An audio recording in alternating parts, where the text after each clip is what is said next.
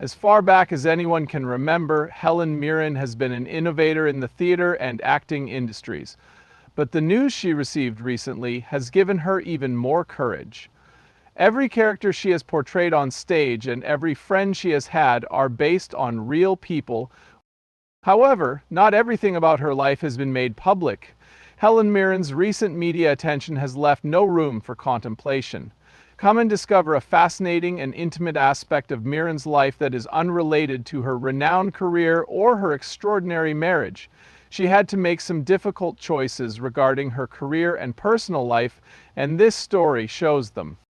Keep your breath while we explain these things to you. First, we'll take a look at her background and occupation before discussing her work. Helen Mirren's formative years. Despite her Russian ancestry, Helen Lydia Mironov became a Hollywood princess after being born in 1945.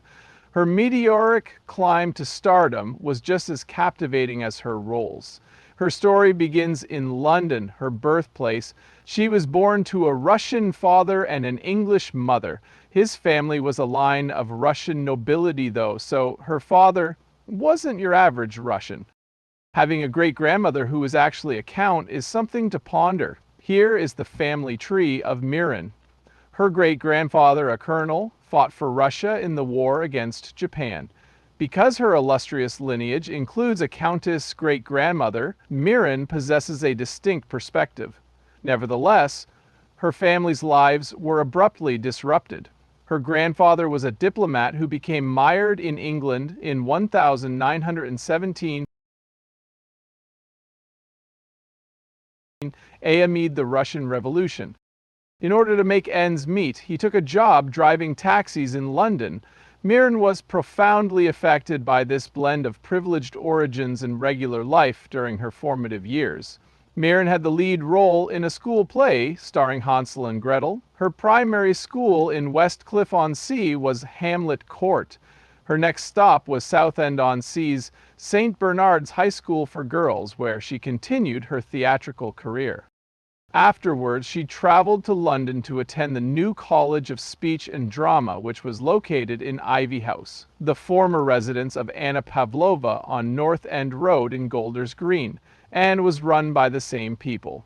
When she was 18 years old, she auditioned for the National Youth Theatre, NYT, and was accepted. Acting as Cleopatra in the New York Times as Antony and Cleopatra at the Old Vic when she was 20 years old was what she describes as the role that launched my career and ultimately led to her signing with agent Al Parker. Helen Mirren was brought up in Russia as a member of the royal family. How does this relate to her early stage roles? At last, when you hear something new about her, what does it usually make you gasp? Return for an update.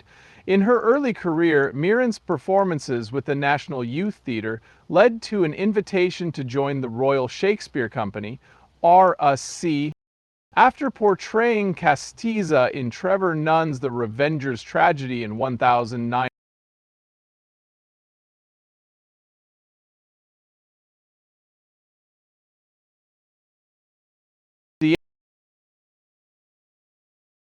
Diana in 1967, Cressida in Troilus and Cressida in 1968, Rosalind in As You Like It, Julia in The Two Gentlemen of Verona in 1970, Tatiana in Gorky's Enemies at the Aldwych in 1971, and Miss Julie, the title role, at The Other Place in 1971. She continued her acting career. Between 1965 and 1967, she was an actress in 4 productions directed by Braham Murray for Century Theatre at Manchester's University Theatre. While Mirren was a member of the Royal Shakespeare Company in 1970, John Goldschmidt oversaw the making of a documentary about her called Doing Her Own Thing. It aired on ITV in the UK and was produced for ATV. The International Centre for Theatre Research run by Peter Brook, was where Mirren collaborated in 1972 and 1973. She co-wrote The Conference of the Birds while touring the United States and North Africa with the band. She returned to the Royal Shakespeare Company in 1975, playing the role of Lady Macbeth in productions at the Aldwych Theatre and Stratford in 1974. Helen Mirren was starring in Trevor Nunn's 1982 production of Macbeth, and Sally Bowman was penning the RSC's history. In it, she slammed the National Theatre and the RSC for their lavish production budgets, describing them as unnecessary and destructive to the art of theatre.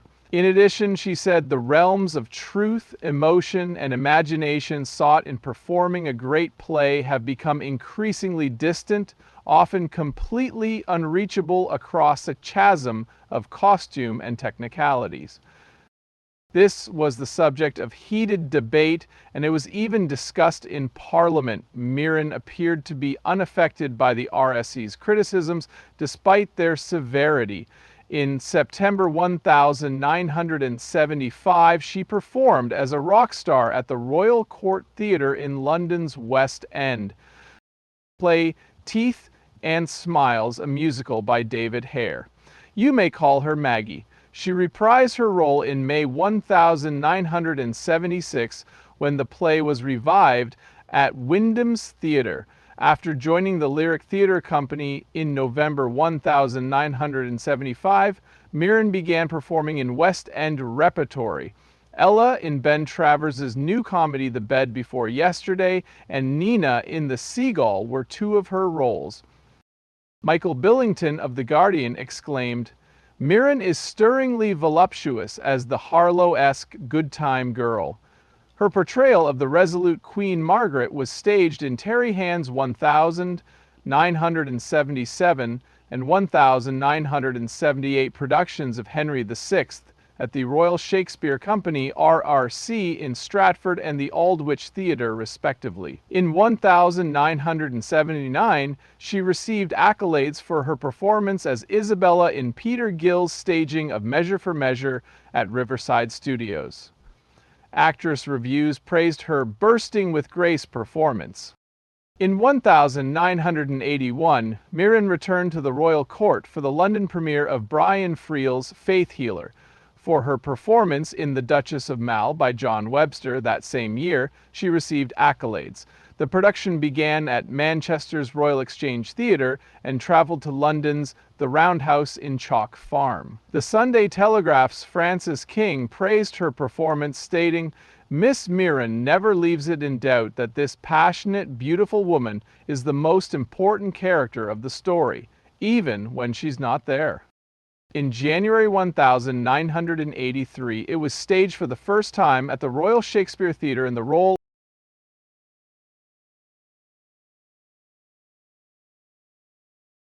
of Moll Cutpurse. The second performance took place at London's Barbican Theatre in April 1983.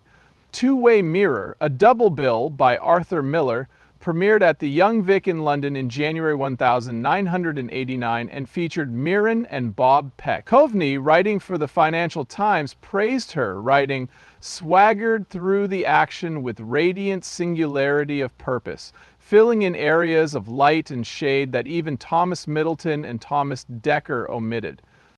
Miller praised the performances and the English actors' willingness to openly express intense emotions in a January 11, 1989 interview with Sheridan Morley of The Times. English actors are keen to strike up a conversation. The stage and the audience in London engage in a more genuine exchange. She portrayed a blonde hooker in Some Kind of Love Story and the stunning owner of an upscale store in Elegy for a Lady. In the second instance, she appeared, dressed in a Freudian slip and effortlessly transitioning from delicate vulnerability to sexual assertiveness, giving the role a breathy, Monroe-like quality. In 1994, she had a role at the Yvonne Arnaud Theatre as Natalia Petrovna in A Month in the Country, a play by Ivan Turgenev. Bill Bryden then cast her in the West End production. Joseph Fiennes, in just his second professional stage role, played the self-assured young Tudor Belyaev, and she was praised for her performance alongside John Hurt, who played her aimless lover Rakitic. Mirren had previously received 2 Tony Award nominations for Best Actress in a Play, one for her 1995 debut in A Month in the Country, and the other for The Dance of Death, starring Sir Ian McKellen, both of which took place before 2015. What did Helen Mirren do when she was younger that catapulted her to international stardom? Let's investigate the notorious ascent to fame of Mirren. She made her national theater debut in 1998 as Cleopatra in Antony and Cleopatra, co-starring Alan Rickman as Antony. The Guardian panned it as a plodding spectacle, rarely infused with intense passion, and the Daily Telegraph panned it as the essential sexual chemistry crucial to a great production was glaringly missing. Mirren was chosen to play the role of Lady Torrance in Nicholas Hytner's 2000 revival of Tennessee Williams' Orpheus descending at London's Donmar Warehouse. Hytner and Mirren had previously collaborated on the film The Madness of King George. Her performance was praised by Michael Billington of The Guardian for being an exemplary portrayal of an immigrant woman who, despite her tough exterior, gradually embraces her sensuality. Director Michael Winner treated her like a piece of meat during a 1,964 casting call, she claimed, in 2007. According to Winner's interview with The Guardian, he asked her to turn around in jest and doesn't recall doing it seriously. He pointed out, Helen's a great actress and a lovely person, but her memory of the event seems a bit off. Joined by Maggie Smith in Gosford Park and Julie Walters in Calendar Girls, Mirren maintained her stellar acting career in film. She was nominated for another Academy Award for The Last Station. Joel Hirschman's comedic 2000 film Greenfingers was based on the real-life tale of gardening contest winners among inmates at the minimum succession prison HMP Law Hill and starred Helen Mirren. Featuring Clive Owen as the team captain, Mirren portrayed a dedicated gardener who helped a group of inmates win a prestigious flower show. However, opinions on the film were divided.